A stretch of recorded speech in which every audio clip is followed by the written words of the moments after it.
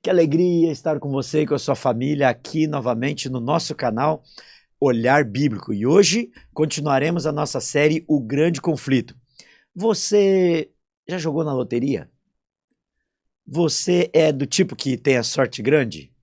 Ou você é do tipo que diz, eu não ganho nada, nem rifa eu ganho? Todas as pessoas sempre querem encontrar um tesouro, uma forma de facilitar a sua vida encontrando um tesouro.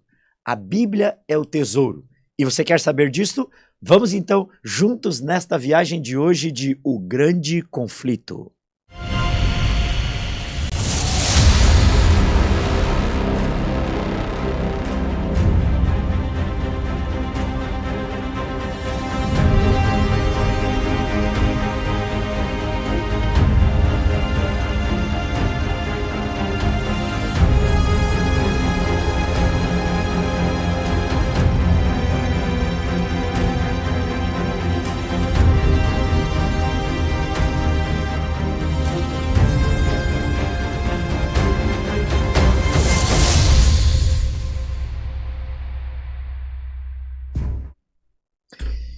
E hoje aqui para o nosso estudo do Grande Conflito temos o pastor Leone, o novo pastor do novo distrito de Santo Afonso. Quais são as igrejas que você vai atender lá? Essa nova configuração ficou assim, ó, tem a sede que é Santo Afonso, a igreja do Pátria Nova, a igreja do Panorama, a igreja do Boa Vista, do Liberdade e são essas 6. Você está chegando da faculdade, né? Há pouco tempo que você formou.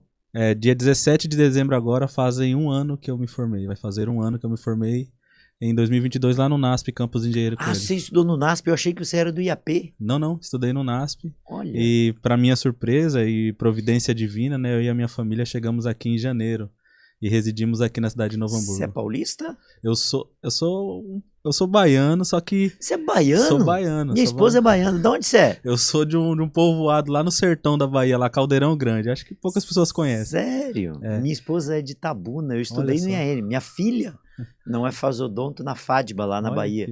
Que legal, rapaz, olha. No entanto, eu morei assim em São Paulo praticamente a minha vida inteira, né? Cheguei bem novinho lá e me criei em São Paulo ali, mas na cidade em Budas Artes. Bom, então vamos ter conosco no nosso estudo hoje o pastor Leone, pastor da Igreja do Santo Afonso. Mas antes, deixa eu lembrar você.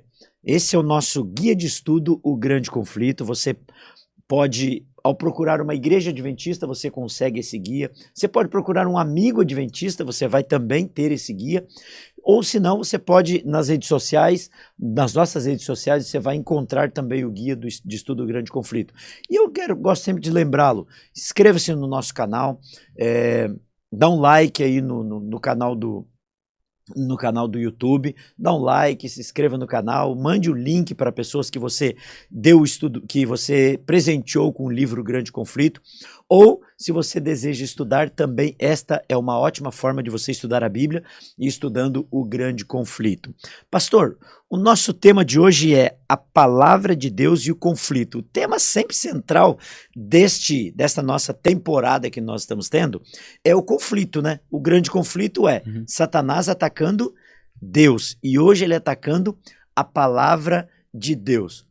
Como assim? Satanás não gosta da palavra de Deus? Ele nunca gostou, desde que ele se opôs, né, ao governo de Deus no céu e trouxe com ele 1/3 dos anjos e caíram, ele sempre se opôs tanto à palavra falada, pronunciada de Deus, quanto à palavra escrita, né? A Bíblia, ela é um livro que foi escrita por homens, né?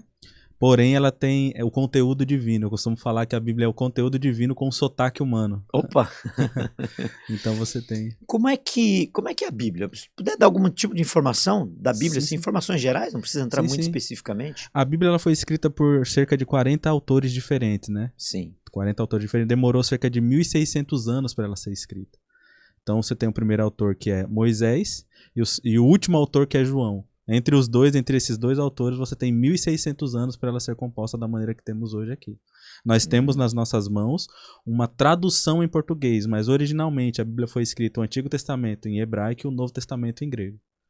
Rapaz, esse menino é bom, viu? Hein, Vitor? Esse menino é bom, viu? Deixa eu te perguntar uma coisa, mas quando a gente pega a Bíblia, parece uma confusão. Sim. Você pega um livro, a palavra Bíblia, né, pequena biblioteca, e é uma pequena biblioteca mesmo, é uma confusão. como é que eu consigo entender que tem algumas separações na Bíblia? Sim, tem. Ela está organizada por seções. Ela não está organizada na ordem cronológica correta, mas está organizada por seções. A primeira seção é o Pentateuco. Pega os primeiros 5 livros da Bíblia. Aí depois, quando termina o livro de Deuteronômio, você começa o livro de Josué. E o livro de Josué, ele começa a parte de livros históricos, que termina, que vai até Jó. Jó já abre uma outra seção de livros que é os livros poéticos, os livros poéticos da Bíblia. E depois você tem a seção dos profetas maiores, que começa com o profeta Isaías. E depois os profetas menores, que são aqueles nomes lá, Obadias, Amós, que fecham o Antigo Testamento. Depois você começa o Novo com os 4 evangelhos, né? Você tem um livro de Atos, que é considerado um livro histórico. Deixa eu só voltar um pouquinho. Qual o tema do Pentateuco? O Pentateuco é muito conhecido como Torá. São orientações de Deus, né, em geral para o povo de Israel, mas você também tem a lei, que é o que nós vamos estudar no próximo estudo. No próximo tema, não é? Tá. Poéticos, históricos Históricos ali conta as narrativas do povo, desde o juiz, dos patriarcas ali, o juiz vai ser... Israel vai ser organizado ali de maneira mais com reis, juízes, né? Então você tem essa interação. Depois você tem um período que fecha ali no livro de Esdras e Neemias, que é o retorno depois de quebra de aliança, que eles vão para o exílio e voltam. Então conta mais as narrativas ali do povo de Israel na sua composição. E os poéticos, então? Os poéticos são cânticos, a gente usa, por exemplo, salmos. Você tem a história de Jó, que é um livro poético. Você tem cânticos, o livro de Provérbios também entra nessa. São os livros que a gente chama de sapienciais, poéticos de sabedorias, né? Profetas maiores e menores? Como é que é? Tem uns profetas que são melhores que os outros, então são maiores e outros são menores? Não. É só por tamanho mesmo. São a quantidade de capítulos que você tem. Então eles são configurados dessa maneira. Os maiores livros, né? A gente conhece como os profetas maiores, e os menores ali por conta do tamanho, não por causa da importância. Depois a gente passa para o Novo Testamento. Como é que é a divisão do Novo Testamento? O Novo Testamento você tem os evangelhos, certo? Você tem os evangelhos que a gente conhece como evangelhos sinóticos, né? Você tem Mateus, Marcos e Lucas. O que é sinóptico? Sinóptico é que eles conversam entre si, dialogam mais entre si, eles estão em sintonia maior. E você tem o Evangelho de João, que cronologicamente falando, o livro de João, o Evangelho, foi o último livro da Bíblia que foi escrito. João, ele escreve o livro de Apocalipse na ilha de Patmos, e ao sair ele escreve suas cartas e o Evangelho. Então, o Evangelho de João tem algumas características específicas só dele. É mais cristológico, né? Dá uma ênfase maior no que Jesus era, não só no que ele fazia. Mas como nós estamos estudando o grande conflito e tem a ver com profecia, como é que entra Daniel e Apocalipse, que são os 2 livros mais... Sim. Aonde que eles entram? Eles entram na parte que a gente chama de escatologia, né? Profecias dos últimos tempos. Na parte profética. Daniel, apesar de estar no grupo ali de profetas maiores do Antigo Testamento, ele vai falar sobre muitas coisas dos últimos dias. E o livro de Apocalipse, que você tem citação a toda a Bíblia, dialoga muito com o livro de Daniel. Então eles vão falar sobre o acontecimento dos últimos dias. Eles são livros proféticos no sentido de escatologia dos últimos tempos. Ok. Como nosso tema é o grande conflito, não é? Satanás ataca a Bíblia, porque nós estamos vendo nos outros estudos, ele sempre vai atacando as coisas de Deus, os princípios de Deus, o formato que Deus quer para a nossa vida, ele vai atacando. Ele ataca a Bíblia, e qual é o formato assim, que ele tem usado hoje para atacar a Bíblia? Ou seja, a formação do cânon bíblico. Como... Você tem algumas Bíblias, você tem notas de rodapés, por exemplo, que dão algumas informações que são contrárias aos próprios ensinamentos bíblicos. Sim. Por exemplo, no nosso próximo estudo, e você vai elaborar melhor isso na série, você tem um estudo específico sobre o sábado.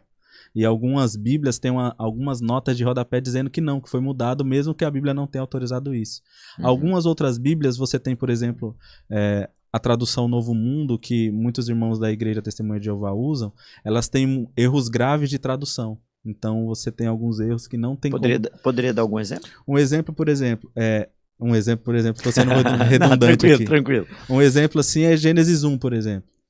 Você tem a expressão Rua Elohim, que é Espírito de Deus, que está traduzida em todas as traduções que a gente usa como Espírito de Deus. Na tradução Novo Mundo tem energia ativa. Não tem como você traduzir rua como energia. Então é um erro grave de tradução. Então a tradução Novo Mundo tem essa questão grave, assim, não só essa, mas é uma delas, e tem várias. E também tem nessa tradução Novo Mundo, você tem algumas coisas que foram tiradas. João 8, a questão da mulher adúltera, você não tem ali essa porção que tem na maioria das Bíblias. Você também tem em Bíblias católicas alguns livros que nós chamamos de apócrifos. Era isso que eu ia te perguntar. O que são os livros apócrifos? Exatamente. Primeiro, o que significa essa questão? Por que essa questão de apócrifos? Exato. E o que são os livros apócrifos? Por que eles não entraram na Bíblia? Exatamente. Eles não entraram no cânon bíblico basicamente por dois motivos. Primeiro, porque Jesus não o cita em nenhum momento no Novo Testamento, nenhum dos livros apócrifos. Mas o que tem a ver Jesus citar com entrar na Bíblia ou não? Como é que é isso? Porque nós não entendemos que esses livros foram inspirados por Deus. Não tem uma inspiração divina. Na época que Jesus veio, você já tinha uma composição, não tinha só uma composição do Antigo Testamento, tinham várias. Aqui Jesus usava, contempla que nós temos hoje aqui. Esses 9 livros apócrifos que tem em algumas Bíblias da Igreja Católica, eles servem como uma consulta histórica, de questões históricas. Tem alguns erros que se contradizem com princípios que a própria Bíblia estabelece, esse também é um problema, né? Como nós vamos elaborar também na lei de Deus.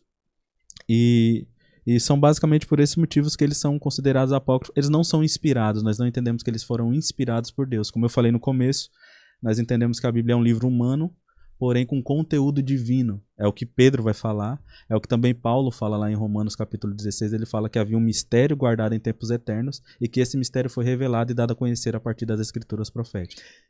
Eu poderia dizer que os apócrifos, eles, por não ser citado por Jesus e por contradizer outros princípios bíblicos, então eles não entram na Bíblia? Exatamente. Porque não entram no cânon por causa disso. Não entram no cânon bíblico. Ok. Quem foram os autores dos livros apócrifos mesmo?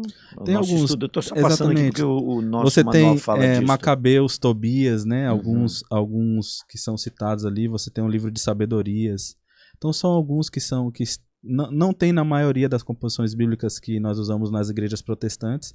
Eles aparecem mais nas igrejas, pessoas da igreja católica. Nós encontramos assim, no Novo Testamento tem Lúcifer atacando, lá quando ele não encarna na serpente, lá no Éden, não é atacando Deus, falando que a questão de que não é com Adão e Eva, a entrada do pecado, todo aquele contexto que nós já tivemos em outras lições. Mas no Novo Testamento, direto com Jesus, teve um momento que Satanás atacou Jesus usou a Bíblia e ele usou a Bíblia para... Exatamente. Quando foi isso? Em Lucas capítulo 4. Capítulo 4. Mateus capítulo 4. Isto. Mateus capítulo 4. Isto. Você tem ali a tentação de Cristo no deserto. Mateus 4. Exatamente. Então, é o mesmo método. O mesmo método que Lúcifer usou no Éden é o mesmo método aqui, só que de maneira diferente. Vamos contar o que ocorreu? Vamos. Não é? Para o nosso amigo poder entender melhor o contexto. O que acontece é o seguinte, Jesus acabava de ser batizado por João Batista. Sim. Uma voz no céu se abre dizendo, esse é meu filho amado de quem me compraz, e o Espírito vai com Jesus até o deserto, onde ele fica 40 dias jejuando. Sim. Ao final dos 40 dias, o tentador aparece, e Satanás nunca aparece na sua real forma. Ele sempre aparece aparentemente querendo resolver o seu problema. E ele fala assim, se tu és filho de Deus, transforma essas pedras em pães e come. Ou seja, soluciona o seu problema da fome. Olha só, ele tentando enganar, né? Aí Jesus cita um texto do livro de Deuteronômio. Algumas pessoas que falam que Jesus veio abolir o Antigo Testamento, olha Jesus citando a Bíblia aqui. Ele cita Deuteronômio, verso 13. Nem só de pão viverá o homem, mas de toda a palavra que sai da boca de Deus. Ou seja, ele fala a palavra está escrito. Para refutar o engano de Satanás, ele usa a Bíblia. E quando ele fala está escrito, ele está se dirigindo à Bíblia, né? A Bíblia Sagrada. E ele cita, de novo, Deuteronômio 8, verso 13. Só que daí tem uma questão. Satanás o leva até o pináculo do templo, um lugar alto, né? E Satanás também cita a Bíblia. Sabe qual é o texto que Satanás cita? Não sei se os colegas que estão em casa sabem.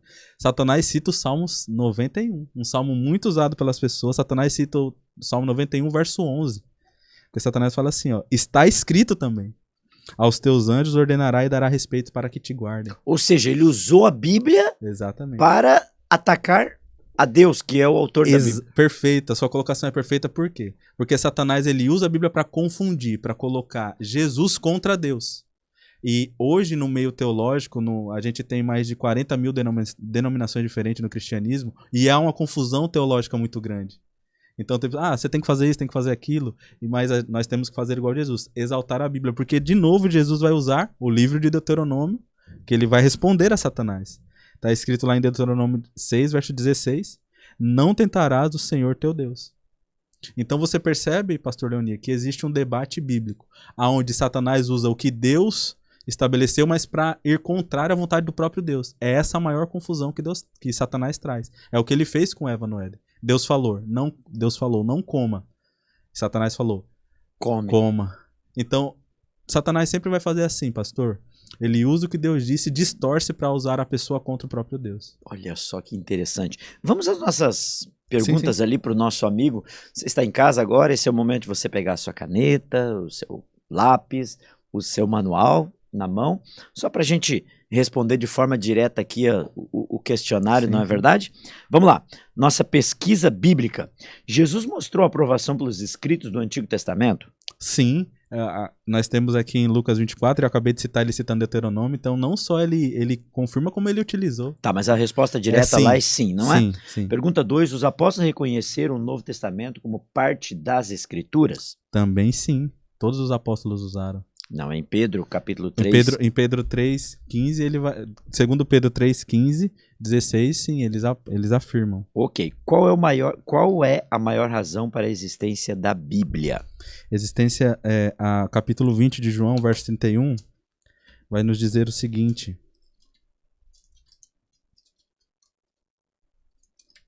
Vamos lá, vai dar tempinho também para você anotar aí. Este, porém, foram registrados para que creias que Jesus é Cristo, Filho de Deus, ou seja, para revelar o plano da salvação que está idealizado na pessoa de Cristo.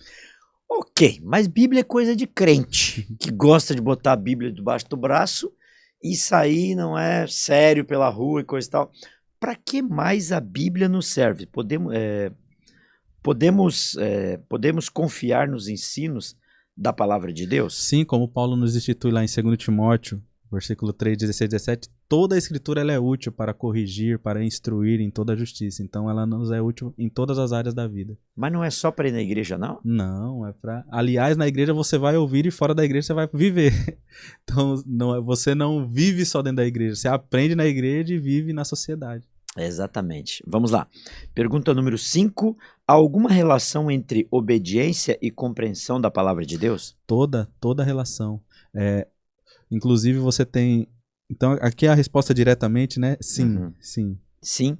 Como podemos interpretar corretamente a verdade bíblica?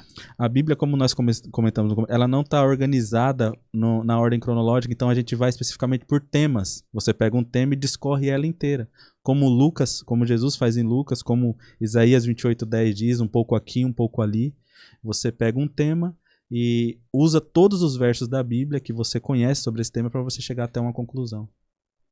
Interessante, né? Como Satanás ataca a palavra de Deus. A Bíblia é a palavra de Deus. Eu queria voltar um pouquinho, lá no começo, não é, na entrada do pecado na terra, quando Deus diz que se Adão e Eva comessem do fruto, eles iriam morrer. E Satanás disse que não iria morrer. E aqui nós encontramos entre seguir a palavra de Deus e não seguir a palavra de Deus. Quando Adão e Eva não seguiram a palavra de Deus, quais foram as consequências e o que isso afeta até nós hoje? É exatamente isso. Quando Deus estabelece um princípio, ele estabelece para que você tenha vida. É importante as pessoas entenderem isso. Quando você sai do que Deus estabelece, você está sujeito à morte. Então Deus estabeleceu a vida, Satanás coloca confusão no que Deus estabelece, eles desobedecem, o pecado entra no mundo. Então no capítulo 3 de Gênesis, que ali acontece a queda do homem, você tem infelizmente o ser humano ouvindo os argumentos de Satanás e desobedecendo o que Deus havia colocado para eles. E as consequências disso, né? E é interessante porque a primeira vez que aparece a palavra liberdade é na ordem de Deus, que Deus dá em Gênesis 2:15, ó. Vocês são livres para comer, mas dessa árvore não coma, porque senão vocês morrem. Então a liberdade está ligada a você. O que é liberdade? Liberdade é você tomar autonomia pela sua decisão e assumir as consequências dela. É interessante que quando nós voltamos ao Éden, nós vemos que aquele ato de Adão e Eva de comer do fruto não é e seguir o que Satanás tinha dito que não iriam morrer, Nós vemos o espiritismo hoje imperando em todos os lugares. As pessoas, Satanás usando algumas pessoas para dizer que quando você morre, não morre. Não é? Na primeira sessão espírita, nós estamos vendo hoje no mundo exatamente isso, Satanás tentando comprovar aquela mentira, quando o que Deus fala, nós não temos dificuldade nenhuma de comprovar isto. A Bíblia é importante para a vida das pessoas. Eu queria que, nosso tempo já acabou, já está acabando, qual a tua mensagem para os nossos amigos ouvintes? Você pode falar para os nossos amigos que estão assistindo o nosso canal e também, quem sabe, para suas ovelhas, não é lá da igreja da Central de Santo Afonso. Do distrito de Santo Afonso. Cuidado. Cuidado, para não pensarem que eu gosto mais de um, não. Do distrito de Santo Afonso. Isso. Qual a tua mensagem para eles e também para os nossos amigos que estão acompanhando sobre a importância da Bíblia para as suas vidas? A palavra de Deus, ela foi cuidada por Deus na terra para chegar até as nossas mãos em diversas línguas. A Bíblia é o livro mais difundido de todo mundo, é o livro mais traduzido de todo mundo, mas hoje, infelizmente, poucos o compreendem na sua essência, na sua sabedoria. A palavra de Deus, ela é um norte para todos nós. Por mais que você não conheça a Bíblia, você tem princípios eternos guardados dentro do seu coração. Nós não fomos feitos para morrer, por exemplo. Deus quer que nós tenhamos vida. A sua instrução é a palavra de Deus, e a palavra vida, que inclusive é o próprio nome de Eva. Eva significa vida. Foi por isso que Deus nos criou. Então eu digo para você, estude a palavra de Deus, acompanhe o canal, acompanhe canais como este, que te dão instrução, porque todos os princípios estabelecidos por nosso Deus aqui em sua palavra nos servem para todas as áreas da nossa vida, não especificamente apenas no quesito de adoração, mas você tem instrução sobre finanças, sobre família, sobre diversas áreas que vão ser úteis aí para vocês. Amigo, tantas pessoas hoje estão procurando influencers do mundo digital que nós vemos hoje.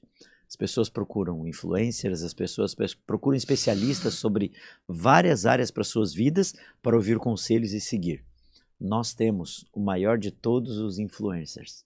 Nós temos o maior de todos os youtubers. Nós temos o maior de todos os professores. Nós temos o Criador e o maior de todos, que é nosso Deus. E Ele nos deu, está aqui, o manual para nós sermos felizes. Satanás tem atacado? Tem. Ele tem. De todas as formas ele tem atacado. Mas aqui está o manual para você e sua família ser feliz. No grande conflito, você que faz as suas escolhas. Se vai estar do lado de Deus ou do lado do anjo caído. O manual de Deus está aqui para você, para sua família. Leia a Bíblia e seja muito mais feliz. Pastor Leone, ora para nós para encerrar o nosso tema.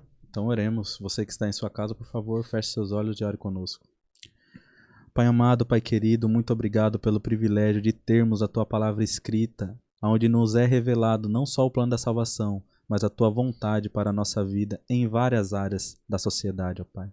Esteja com cada pessoa que acompanha esse canal, que esse vídeo alcance muitas pessoas, a fim de que nós elevemos a Tua palavra, Senhor, ao coração das pessoas. Que o Senhor continue abençoando o pastor Leoni e a iniciativa aqui deste canal, Senhor. Que a Tua palavra seja difundida em um mundo onde muitas vezes ela tem sido esquecida no coração de algumas pessoas. Por favor, nos faça ser luz para o mundo, mas para que exaltemos a Tua palavra e a Tua boa e santa vontade. Muito obrigado pelo privilégio de poder nos comunicar e sermos porta-vozes de realidades eternas que o Senhor estabeleceu. É com esse pensamento que encerro essa minha participação aqui, em nome de Jesus. Amém. Amém. Obrigado, pastor Leone. Foi um prazer muito grande. Eu sei que nessa correria da vida é difícil tirar um tempinho para estar aqui, mas você prontamente veio aqui para nos ajudar, não é? E ajudar os nossos amigos também. Eu quero mandar um abraço para os nossos amigos lá do novo distrito da Santo Afonso. Eu tenho alguns parentes por São Leopoldo, por Novo Hamburgo, quem sabe você até conhece alguns parentes meus. E eu quero encerrar dizendo, não esqueça de ir atrás, pedir o manual em uma igreja adventista, para um amigo adventista que você tenha, principalmente aquela pessoa que te deu o livro, O Grande Conflito. Esse manual vai ajudar você a entender melhor a Bíblia e também o livro O Grande Conflito que você recebeu. Que Deus abençoe, que Deus esteja com a sua família e que Ele continue abençoando você para que você possa a cada dia saber de que lado estar no grande conflito que nós vivemos. Que Deus esteja com você, que Deus esteja com a sua família e até a próxima.